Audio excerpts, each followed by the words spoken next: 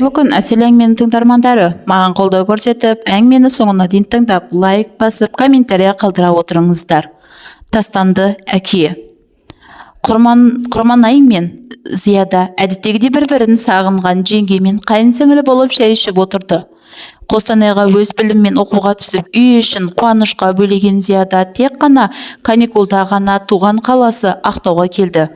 Қайын сіңілісінің күн санап күтетін Құрманбай осы бір сәттерді аңсап жүретін. Екеуінің әңгімесі таусылар емес. Сырында, шынында жеңгесіне жасырмай Зияда студенттік шақтарының қызығы мен шыжығын айтып мәз. Жеңге мен қайын сіңілі жарасқан әңгімесі Ақсера ағай кіргеннен тоқтай қалды. Қайнағасын жақтырмаса да білдірмеуге тырысатын Құрманай келін үстел басынан шақырды. Көкесі шайға отырған сол еді. Зияда орнынан атып тұрып бөлмесіне кіріп кетті. Бесік шайын ішіп алып Ақсера ағайда қолдағы теледидардың алдындағы диванға жантая кетті. Шабазай, ішкен астың батасында қайыруды білмейді ғой. Ақсақал болған түрі құрсын деп іште Құрманай ашуланды. Үстелдің үстін жиыстырып, ыдысын жуып, еңбектеп жүрген ұлын көтеріп, қайын сіңілісінің бөлмесіне кетті. Зиядаш, неге шайыңды ішпедің? Ой, жеңеше, осыны көрсем жыным келеді. Неменеге кетпейді екен? Қайтсын Зико, өзімді әрең шыдап жүрмін. Келін жүр-ау демейді. Жедесін түймелерін ағытып тыржалаңыз жүреді. Ол ешнәрсе емес, екқабат әйелдің қарнын сипалап отыратындай, екқабат қарын сияқты, әйелдің қарны сияқты сипалап отыратынын айтсайшы, өзім ұялып әрі беремін. Алла кешірсін мені, жеңеше, бірақ осы көкесімағымыз әбәдік болып алып тұра жеңге көргенсіз кісі екен ғой. Мамаға айту керек, қуып жіберу керек.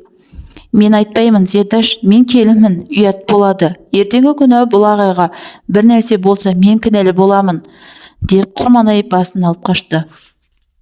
Зияда жақтырмай жүрген кісі Ақсера ағай әкесінің туған інісі еді. Әкесі Бақсері өмірден озғанда Зияда іште қалған болатын. Көзін ашқалы ағасы екеуі жалғыз аналар жетіліп өсірді. Қанағаттыға қақтырмай, тұрмыстыға шоқтырмай, үпілеп, елге жетім дегізбейді.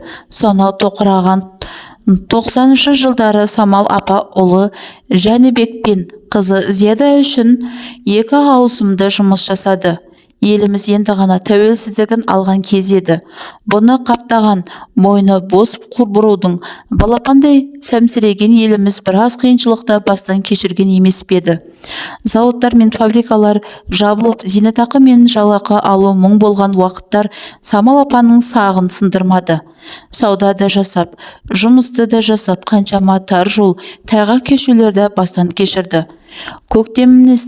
Көмектесетін төркіні де болмады. Алдында ағасы немесе әпкесі болса, 2 жетімді құшақтап қалған жесір әйелге де бұлай қиын болмас па еді, кім білсін. Қанша ауыртпашылықпен бетпе-бет кездессе де, қайын жұртына қолы жайып көмек сұрамады. Көмек сұраған күнде де қолы бос қайтып, көңілі қаларын білетін. Тәпті күйеуі қайтыс болғанда ауқатты тұратын тумалас қайын апасы елдің алдында менің атымнан 1 қап ұн дей сала 1 килограмм ұнды да бермеген еді. Тәпті бір әке, бір шешеде толған қайын інісі Ақсері қора-қора 4 түлігі болса да жәрдемдеспеген еді.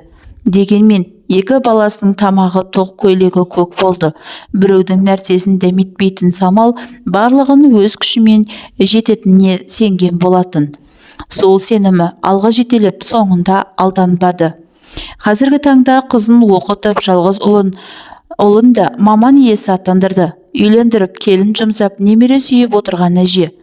Анасы Самал апа жұмыстан келген соң қызының түйулі қабағын көріп әңгімеге шақырды. Доча, не болды саған? Бір нәрсе деді ма? Мам, пусть он исчезнет. Пожалуйста, видеть его не желаю. 18 жыл бойы қайда жүрді мама? Енді келіп бауыр керек болып қалыпты ма? Отравительный тип. Тамақ ішіп отырсаң, кекіріп жыныма тиеді ше, зорға шыдап жүрмін. Қызым, тыныш. Жәнібек естісе ренжиді. Ренжімейді Жәнібек. Жәнібек оны танымайды да ғой. Жәнібек оқуға түскенде оқу ақысын төлеуге көмектесті ме? Армияға барғанда артына көкесі болып іздеп барды ма? Үйленгенде тойына келді ма? Мама, сіз ауырып қалғанда бізді үйіне кіргізді ма? Біз Жәнібек екеуміз үйде жалғыз қалуға қорқатын едік қой. Сол кездерде балалық шағының бір мезетін есіне алды. Самал бірде қан қысымы көтеріліп ауруханаға түскен болатын. Жәнібек 8 жасар, Зияда 5 жасар болатын. Самал балаларын уайымдап алғаш және соңғы рет қайын інісіне көмек сұраған болатын. Сондағы ақшалай көмек емес, тек балаларына 10 күн үйінде тұруына өтінген еді. Дәл сол кезде тұрып жатқан әйелінен баталмаған Ақсері 40 сылтау айтып жеңгесі мен бауырларын шығарып салған болатын. Содан кейін Самал да, ұлы да, қызы да Ақсеріні қайтып көрмеген болатын. Тек араға бірнеше жыл салып Ақсері өзін іздеп келді. Жәнібектің тұңғышы дүниеге келгенде Самал анасы ат тұяғы дүбірлеткен той беріп, шілдехана жасаған еді. Марқұм күйеуінің ауылдастары осындай той жиынға шақырғанда ғана келетін туыстарын барлығын дерлік қонақ етті. Ешқашан ағасының артынан қалған жалғыз ұлы мен жалғыз қызының хал жағдайын білуге жарамаған көкелері де сол тойға келіп, бауырларының аң-таң қылды. Жас келін мен өмірге келген періштенің көрімдігін беріп, жеңгесі Самалдың көңіліне күдік роялатты. Той аяқталған соң өзіміз қалып шәй шектің үстінде мамалары, балалар, көкелерің 20 000 теңге тойынасы берді. Апырай, неше жыл дегенде еркелегені болды-ау. Бұл ненің бастау екен, сірә жақсылыққа болсын деп ойын жасырмай жайып салды. Маған келіп құшақтап жағдайымды сұрады мам. Өзім таңғалдым. Жәнібек менің інімсің деп қайта-қайта айтып қоймайды. Енді есіңе түскен екенсің-ау? Жәнібек мырс ете қалды. Қайда жұмыс жасайсың? Саудаң қалай жүріп жатыр? Сұрақтың астына алғаны ұнамады, бірақ дегенмен әкемнің бауыры ғой. Мама, бәлкім қатысып балалармен таныстырмақшы шығар. Лайым солай болсын құлыным. Арада сәл уақыт болып Ақсері бұлардың үйіне тағы келді. Келін болып түскеніне 2 жылдай уақыт өтсе де, қайнағасына алғаш рет ұлының шілдеханасын көрген құрманай келін Ақсерінің өз еркімен еш себепсіз үйлеріне қонақ болып келгеніне қатты қуанды. Шынтуайтында оның қандай кісі екенін хабары жоқ еді.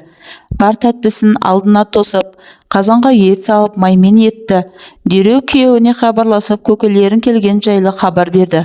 Құтты марқұм әкесі тіріліп келгенде қуанған Жәнібек бар жұмысын тастай сала үйіне жөнелді. Тамақ дайын болып, ас дастарханның төрінде көкесінің отырғызып, өзі қасына жайғасты. Кешкі астан соң көкесін ертіп моншаға кетті. Моншадан соң ағайындылары жақын жердегі кәуапханаға кірді. Жәнібек даяршыны шақыртып кәуапқа тапсырыс беріп жатқанда Ақсері сыра алдыртты. Өмірінде ішімдік ішіп көрмеген Жәнібек біртүрлі өзі ұялып қалғандай күй кешіп тұр. Үстелге барылып, тапсырып келіп, кәуап жеп болған соң түскен шашынан да ақ түскен шашынан да өмірінде санаулы рет көргенін есінен ұялмастан Ақсері арақ алдыртты. Көкесінің көңілін қимаған Жәнібек үндемеді, бірақ бұл құбылыстың бәрі ол үшін тым жат еді. 5-6 рет сыраны қылқитып салған Ақсері арақты да судай сіміріп отырып, масайып қалған болу керек. Арқасын кеңге жайып інісіне, Жәнібек, менде бәрі болды ғой, малдың түр-түрі болды, ақша деген шаш етектен еді ғой, 40 шақты қатын жібердім, дүниені жалпаған кезім еді деп мақтанып отыр. Ал қазір бәрі басқаша, қиын өте. Бұлай болжамау керек еді, деп күрсініп бір нүктеге телміре қарап, ойы жүйеленбей сөздері шашырады. Көкесінің бұл күйіне аянышпен отырып қалған Жәнібек, көке, бәлкім үйге қайтармыз, шаршаған сияқтысыз ғой, деді. Жоқ, мен шаршаған жоқпын. Ішім өртеніп жатыр. Мен саған көп нәрсе айтқым келеді. Сенен кешірім сұрағым келеді, бауырым, інім, жаным. Ішіңізде мұң болса айтыңыз, көке. Ініңіз тыңдауға дайын, деп анасы бойына сіңірген кішіпейілділігін көрсетті. Онда тыңда мені, Жәнібек, деп бір сүрөмкені қағып салып, жұтынықтап, тілі көрмелен әңгіме бастады. Мен 18 жасымда алғаш рет үйлендім. Жаңа жылдың кеші болатын. Класстастарымызбен жылда 31 тоқсан күні түнгі 12-ден кейін отырыс жасайтынбыз. Көшедегі сыныптас қызымыз Бағиланы үйіне бәріміз жиналдық. Сол күні Бағиланың үйіне көрші ауылдағы қонақ келіпті. Есімі Қызғалдақ болатын. Әппақ сұп-сұлу, қап-қара шашын беліне төмен түсіріп өріп қойған. Қыз бәрімізді көзімізге оттай басылды. Қызу би аяқталып, қыздар шәй ішіп отырғанда жігіттер жағы карта ойнадық. Содан ұтқан адам Қызғалдақты алып қашады деп бас тіктік. Мен ұттым. Қызғалдақ маған бұйырды деп қуандым. Бір сағаттың Антарктидадан соң қайтадан би басталды. Мен Қызғалдақты аңдып жүрдім. Көзімді алмай қарап, қашан тысқа шығады екен деп бақылап жүрдім. Бір кезде басыма бір ой келді. Барлығына дерлік далаға шығып, аққала жасауға ұсыныс бердім. Бәрі шуылдай қабылдады. Айтқанымды екетпей жолдас жігіттерге машина тауылды бұйырдым. 2-3 жігіт ауылдың шетінде тұратын. Маратқа барып көк мәскевишін айдап әкелді. Біз болса ойнап жүрміз. Қыздар қар лақтырып мәз, жігіттер бір-бірін аунатып мәз, ал мен машина күтіп, ойымды іске асыруға әлекпін. Бір кезде Мараттың мәскевишінімен достарым келді. Алаңсыз ойнап жүрген Қызғалдақты көтеріп алдым да машинаға мінгізіп алдым. Сөйтіп тура үйге тарттық. Түн ішінде келін әкеле жатқанымды достарым ата-анама алдын ала хабарлап қойған. Олар болса аң-таң. Мен мәскевишті ауылға кіргізіп, өзім үйге жүрдім. Қызғалдақты қоршаған үй күйі, 6 жігіт машинада қалды. Мен үйге кіре сала, алдымнан бақсері шықты. Желкемнен ұстап, кіжіне сөйлеп, не бүлдірдің ит немене, қайдағы келін, мектепті бітіргенін кеше деп ашуға мінді. Анам оны сабырға шақырып өзі әрі қарай сұрақтың астында қалды. Кімнің қызы, сөз байласқанның ба, не азықтың деп бір-біріне сұрақтарын жаудыртты. Бәрі жақсы деп үйіндегілерді көндіріп, 10 минуттай кіріп қалдым. Төргі бөлмеден әкем шығып, бәйбіше, босағаңа келіп тұрған бақытты қайтарма, кіргіз келінді, жап орамалды, қалғанын кейін көрерміз, деп. Бұны естіген бақсері тысқа шығып кетті. Есіктің алдында ілініп тұрған әкемнің көк шапанын иығына іле сала қолына жаулығын алып, анам сыртқа шықты. Көңілінде қуаныш пен қорқыныш сезімі қатар бой көрсеткенінен болу керек, көз жасына ие бола алмады. Сол жылы қар қалың жауды. Тізеге дейін жауған қарды шұлықсыз киген галош пен кешке де ызғарын сезбестен анам көлікке жүгірді. Ендіге келіп есігін ашқан анам, айналайын, қадамың құтты болсын дей бергенде, анадан бері қояндай үрпіп дыбысын шығармай отырған Қызғалдақ еңірей жылады. Жолдастарым оның жылағанына қарамай көтеріп үйге кіргізді. Ол көнбей әлек.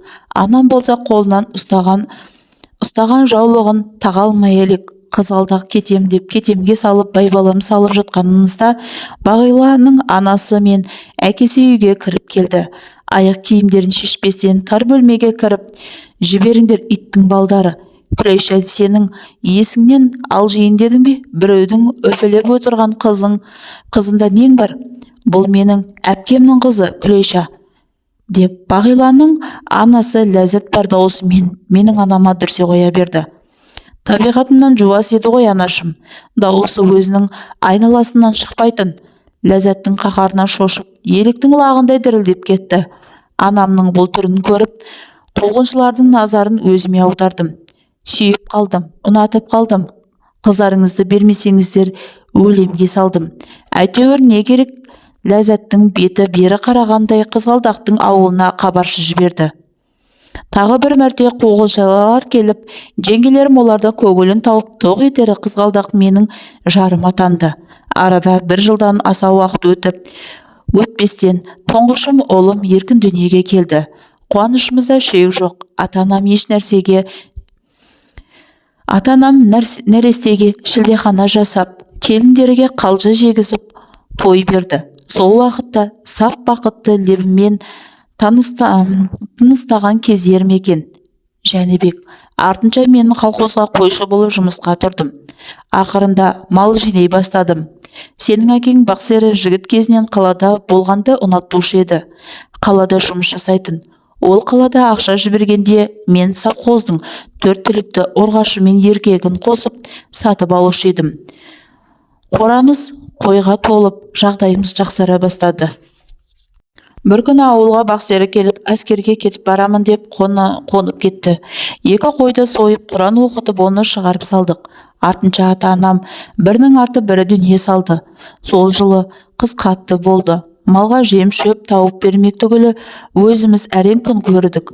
Шетінен сойып етін сатып, пұл тауып тұрдық. Қызғалдағым әрдайым қасымда болды. Бақсері әскерден келем дегенше жиған малдан дым қалмады. Бауырым үнемі маған қорған болатын. Маған көмектесем деп әскерге де өз қатарластарынан кеш кеткені. Араға 2 жыл салып борышын өтеп келді. Келе сала қайтадан қалада жұмыс жасауға кетті. Ақырындап қайта мал жинай бастадық. Көп ұзамай Бақсері үйге келді. Үйге аналарыңды Самал келін болып түсті. Бақсері қаладан келін әкелдім деген хабар ауылды дүр сілкіндірді. Туыстарымыздың арасында марқұм әке шешемдер көрмей кетті деп күрсінгендер де болды. Тойдан соң Бақсері мен Самал қалаға қайтадан кетті. Мен қара шаңырақта өзім қалдым жанұяммен. Қорам толған түлік мал. Өзім совхоздың малын бағып жүре үйір жылқы, сиыр жинадым. Байлықты көтере алмадым ау деймін. Көзі жасқа толып 2 рөмкені тіске басарсыз қағып салды. Әңгімесін жалғастырды. Әдеттегідей жайлауда жүрген едім. Біз 5 көршілес жайлауда Ахан деген малшы тұратын. Қатыны тым сұлу еді шіркіннің. Бірде Аханды облысқа есеп беруге шақырды. Бір нәрсені сұлтаратып үйіне бардым. Қатыны жалғыз. Ұқыт-сұқыт екеуміз бір шыны арақты ішіп алып ойнастық жасадық. Келінен тіпті Ахан өріске шықса болды әрдайым үйіне қарай жүгіруді әдетке айналдырдым. 5 жыл отасқан жарым мен ұлым ауылда. Мен болсам жайлауда істеп жүрген тірлігім мынау. Бір күні Аханға ұсталып қалып, оңбай таяқ жеп бүкіл ауылға қара бет болдым. Әдептікке қатем,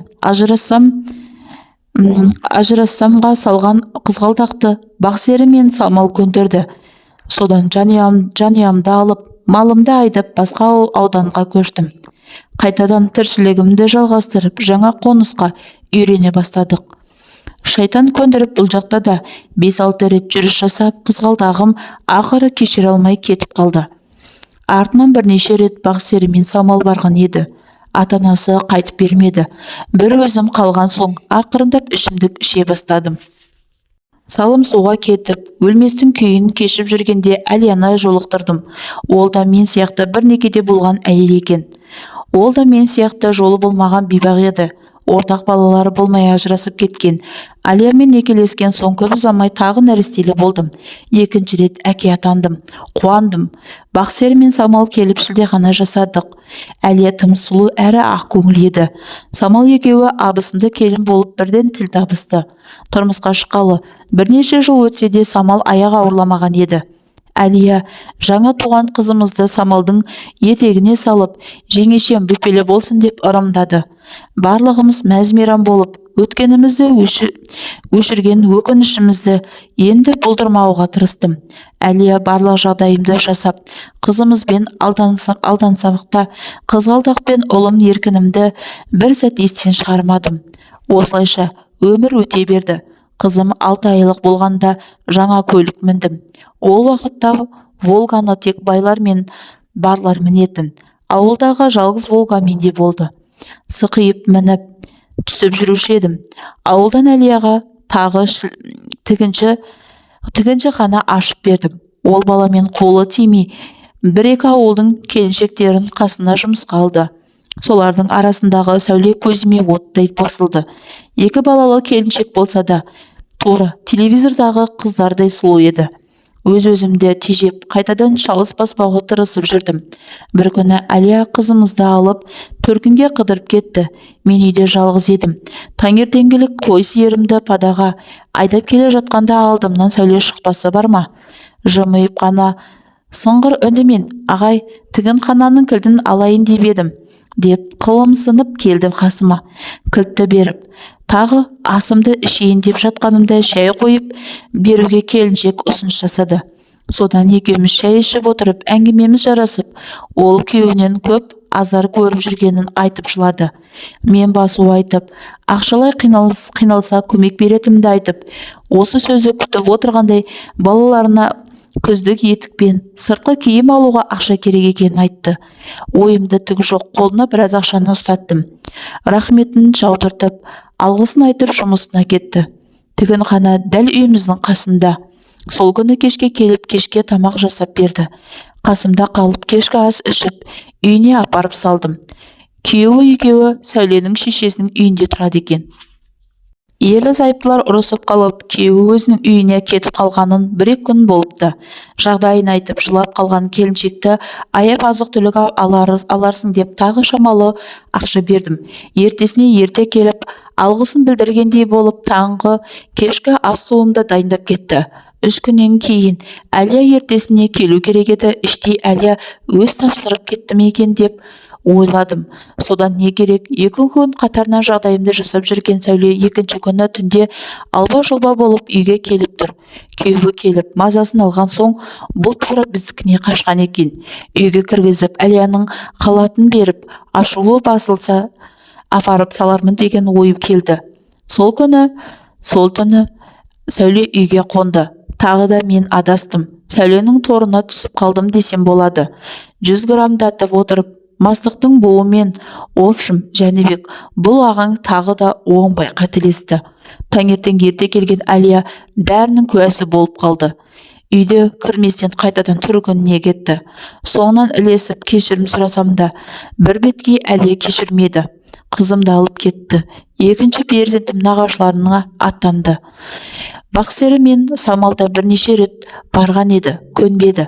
Баланың басын көбейтпей тұрғанда 2 жаққа кеткеніміз дұрыс деп Әлия келмеді. Сәулеге осы керек болғандай үйге келгіштеп жүріп, ақыры күйеуінен ажырасып шаңырағыма кіріп алды. Бірде Бақсері мен Самал келіп, Сәулені қуып жібергісі келді. Ол кетпей, жабысып үйден шықпады. Маған бәрібір еді. Сол сәтте Бақсері ренжіп маған кетіп қалды. Біраз уақыт хабарласпады. Сәуле менен 2 ұл туды. Екеуміз 10 рет ажырасып, 10 рет қосылдық. Өзі кетіп, өзі келетін. Мал-мүлігімен бәрін төркініне, бауырларына таусымен болды. Тігін қана басқарып, ақырында шешесінің атына жазып берді. 2-ші ұлым 1 жасқа толарда Сәулемен бір жола ажырастым. Қалған мал-мүлігімді алып қалаға қарай көштім. Бақсерінің қасында боламын деп шештім. Қаланың шетінен үй алып мал ұстауға ыңғайландым. Біраз күн көштім. Осы тұста Самал сені босанды. Бауырымның көптен күткен қуанышы деп мәз болдым. Күндіз үлкендерге шілдехана жасап, кешкісін жастар болып отырыс жасадық. Самалдың бір құрбысы құдашасын ертіп келіпті. Есімі Гүлназ еді. Сол отырыста Гүлназбен танысып, кездесіп жүрдік. Бұрынымды естіген Самал қарсылық танытты. Ол қыздың қандай адам екенін біледі екен. Мен Гүлназдан басқа ешкімді көрмедім. Бақсер мен Самалдың айтқанын тыңдамай үйлендім. Жалғыз бастылардан шаршап кетсем керек, үйленіп тындым.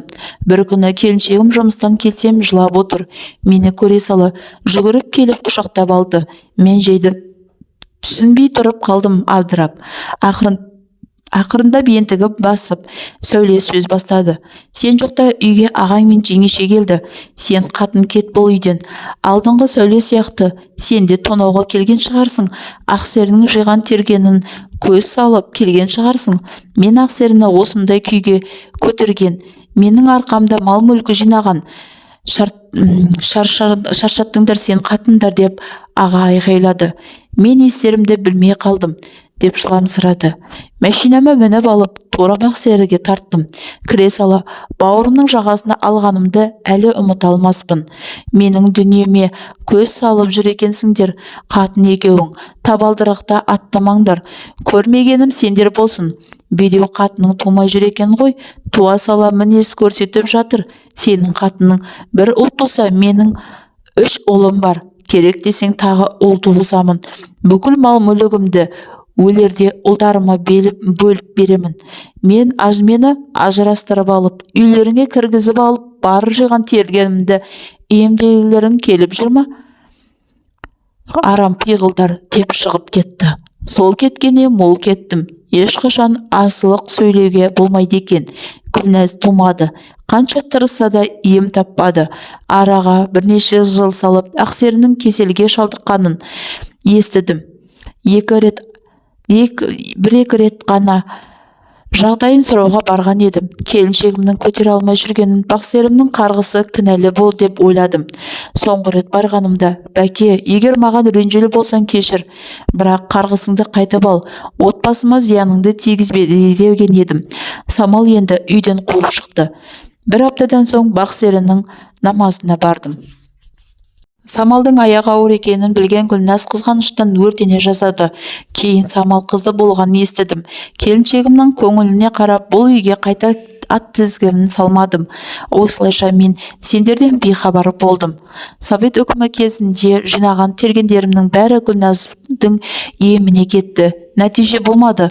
Кейіннен Гүлназдың маған дейін тұрмысқа шықпаса да бірнеше рет түсік жасатқанын білдім. Жеңіл жүрісті болғанын білдім. Бірақ бәрі кеш еді. Дымым қаламағанда Гүлназ мені тастап кетті. Мен бір өзім жасаған күнәларымды жалғыз қалдым. Міне, 5 жыл болды Жәнібек. Өлместің қамын жасап, жол салатын мекемеге камаз жүргізушісі болып жұмысқа тұрдым. Айлығым шүкір жетеді, 200 мың теңге алам ғой. Оған қоса зейнетақым бар. Менің саған бір өтінішім бар, інім. Екеуміз еркінді іздейікші, барып кешірім сұрайын. Атпалдай азамат болды ғой, түсінетін шығар мені. Бұған қалай қарайсың? Көкесінің өмірбаянын тыңдап, терең ойға шомылған Жәнібек, жарайды ақсақал, ертесінде іздестірерміз. Әзірше үйге қайтайық. Уақыт біраз болды. Анам уайымдап жатқан шығар. Інесіне барлық өмірбаянын айтып берген Ақсері жиі келгіштеп кетті. Апталап, айлап жатып алуды әдетке айналдырды. Жәнібек бірнеше рет еркінді істеуге ұсыныс жасаса да, Ақсері кейінге шегіре берді. Батылы жетпей жүрген шығар, әйтеуір бір күннің біледі деп шешім қабылдаған даймын деген оймен Әлектің артына бағумен болды. Бірде Құрманбай күйеуіне, отағасы, бәлкім көкеміздің ұлын өзіңіз іздестірсеңіз, мән-жайды айтсаңыз, туған әкесін кешірер деп ұсыныс жасады. Келіншегінің бұл ұсынысын жақтыра қоймаған Жәнібек, Құрманай, бұл іске араласпағанның абзал. Уақыт көрсетер деп жылы жауап берді. Дей бере Жәнібек іштей еркінмен кездесудің жолын қарастыра бастаған. Келіншегінің сөзіне ерген емес, бауырының жағдайын ойлаған ғой. Сол жылы қаңтардың алғашқы 10 күндігінен қалың қар түсті. Ақсері бар күшін бойына жинап, Жәнібектің соңына еріп, бірінші келіншегінің ауылына қарай бет алды. Жол бойы күн қақтап, Ақсерінің көңілін үрей биледі. Не айтам, не деген сөз бастайын деп өз ойымен арпалысып келеді. 35 жылдан бері қайда болғанын, неге іздемегенін, қалай күн өткенін уайымдап әлек. Әңгіменің жалғасы бар.